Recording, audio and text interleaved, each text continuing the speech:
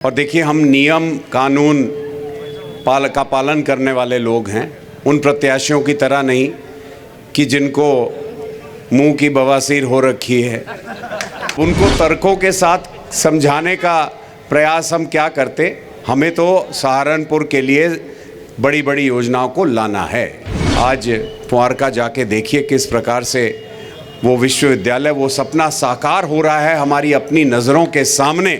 और मैं आपको बताऊं, यदि आपका आशीर्वाद हमें मिला तो इस कार्यकाल में सहारनपुर में all India institute of medical sciences AIIMS की स्थापना भी हम सहारनपुर में करवाएंगे। मैं बिना औपचारिकता के, क्योंकि ये समय है जब नगर में जगह जगह इसी प्रकार से जनसभाओं का आयोजन होता है और 10 बजे तक का समय होता है। और देखिए, हम नियम कानून का पालन करने वाले लोग हैं। उन प्रत्याशियों की तरह नहीं कि जिनको मुंह की बवासीर हो रखी है और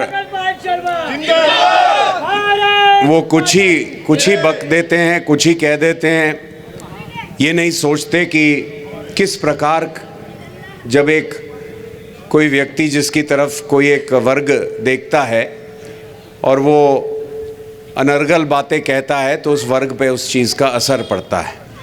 समाज में कभी भी वैमनस्य नहीं फैलाना चाहिए, जहर नहीं फैलाना चाहिए। समाज को अच्छी दिशा देनी चाहिए, अच्छी बातें बतानी चाहिए।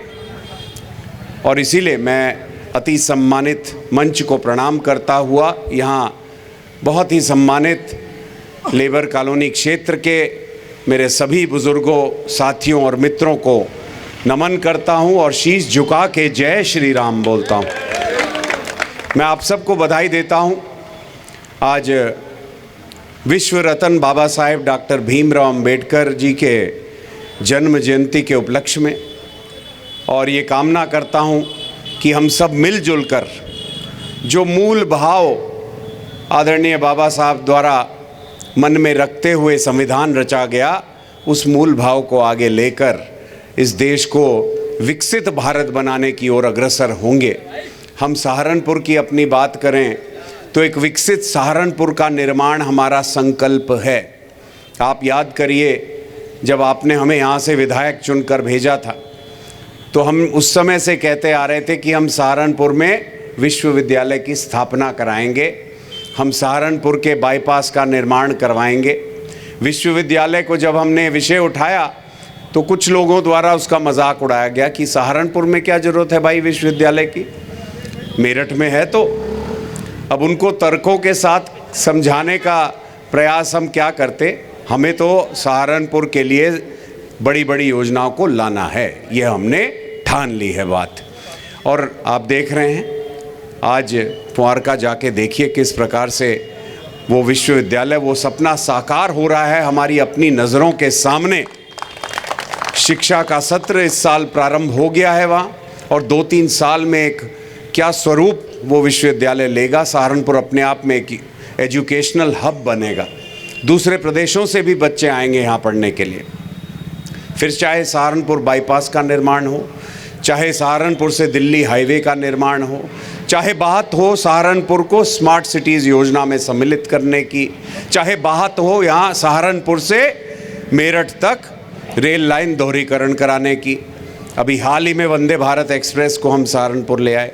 रूट में नहीं था, खींच के लाना पड़ता है साहब। यूनिवर्सिटी चल के नहीं आई, खींच के लानी पड़ती है। आपने देखा होगा कैसे सहारनपुर स्टेशन का मॉडर्नाइजेशन चल रहा है। एक विश्व स्तरीय स्टेशन हम आपको सहारनपुर में देने जा रहे हैं। और मैं आपको बताऊं, यदि आपका आशीर्वाद हमें मिला तो इस कार्यकाल में सहारनपुर में all India institute of medical sciences AIIMS की स्थापना भी हम सहारनपुर में करवाएंगे। सहारनपुर के रिंग रोड का स्वप्न जो अधूरा है उसको पूर्ण कराएंगे। एक विशेष आर्थिक क्षेत्र, एक स्पेशल इंडस्ट्रियल इकोनॉमिक जोन हम यहाँ पर बनाकर यहाँ पर नए चाहे उद्योग, चाहे नए व्यवसाय स्थापित कराकर लोगों को रोज़गार दिलाने का काम करेंगे। बहुत सी योजनाएं हैं मन में। सरकार तो हमारी 2019 में भी बनी, मोदी जी प्रधानमंत्री 2019 में भी हुए, 24 में भी मोदी जी प्रधानमंत्री होंगे, लेकिन उसमें आपकी भागीदारी होगी या नहीं, ये आपको सुनिश्चित करना है। होगी? सहारनपुर की भागीदारी होगी इस बार? जब 4 जून को मतगणना के बाद सभी सांसद दिल्ली पहुंचेंगे और मोदी जी को प्रधानमंत्री बनाने के लिए हाथ उठेंगे, तो एक हाथ सहारनपुर का भी उठेगा, तो वो हाथ आपका हाथ होगा। क्योंकि हमें अपने लिए कुछ नहीं लेना राजनीति, हमारा कोई व्यक्तिगत स्वार्थ नहीं। कभी अपनी कोई फाइल दिल्ली लखनऊ ना ले गए और ना आगे कभी ले जाएंगे। फाइलें ले जाएंगे तो आपसे जुड़ी हुई फाइलों को ले जाएंगे। संसद में विषय उठाएंगे तो सहारनपुर के विकास को लेकर विषय उठाएंगे। सहारनपुर को किन चीज़ों की आवश्यकता है, क्या करने की ज़रूरत है, ये विषय हम उठाएंगे संसद में। आप 2014 से 2019 तक का रिकॉर्ड उठा के देखिए और देखिए कितनी बार हमने संसद में बहस में हिस्सा लिया। देखिए कितनी बार हमने संसद में रहकर क्षेत्र के विकास से संबंधित प्रश्नों को उठाया और उजागर किया, और क्या हमारी वहाँ उपस्थिति रही, कितनी हमारी अटेंडेंस रही। ये देखने वाली चीज़ें हैं कि जिन्हें आप चुनकर भेज रहे हैं सदन में, क्या वो आपकी आवाज़ बनकर सरकार के समक्ष उसको उठाने का काम कर रहे हैं या नहीं। ये होता है एक सांसद का काम, ये होता है एक विधायक का काम, ये होता है एक चुने हुए जनप्रतिनिधि का काम। और साथ में जब जब गलत ताकतों ने, जिन्होंने समाज में विभाजन करने का काम किया है, जिन्होंने सहारनपुर को कहीं ना कहीं एक माहौल खराब करके आग में झोंकने का काम किया है, जब जब ऐसा हुआ है तब तब आपका ये बेटा, आपका ये भाई आपके साथ खड़ा मिला है। चाहे हमें सड़कों पर खुद अपनी जान की परवाह ना करते हुए बाहर निकलना पड़ा, लेकिन स्थिति को नियंत्रित करना हमें आता है। वैसे तो अब योगी जी का राज है उत्तर प्रदेश में, कानून व्यवस्था बहुत ही बढ़िया है। आप अपने घरों पे ताला लगा कर आए कि नहीं? नहीं, ज़रूरत नहीं है, वापस जाएंगे सब वैसे का वैसा पाएंगे आप। यही तो है योगी राज और मोदी राज। अब इस डबल इंजन की जो ट्रेन है, इसमें जो गार्ड रूम है वो खाली पड़ा है भाई, तो गार्ड की नौकरी हम मांग रहे हैं आपसे, हमें वो दे दीजिए। और ये राघव लखन पाल शर्मा पूर्व सांसद जो आप कहते हैं माइक से, इसमें से वो पूर्व हटवा दीजिए। ये मैं आपसे आग्रह करने आया हूँ। आशा करता हूँ आपका भरपूर आशीर्वाद, साथ, समर्थन और प्यार हमें आने वाली 19 तारीख को मिलेगा।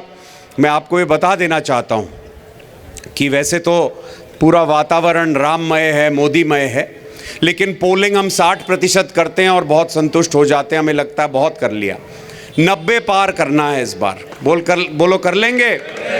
श्रीवास्तव जी, आलोक आ जाएगा तब तक?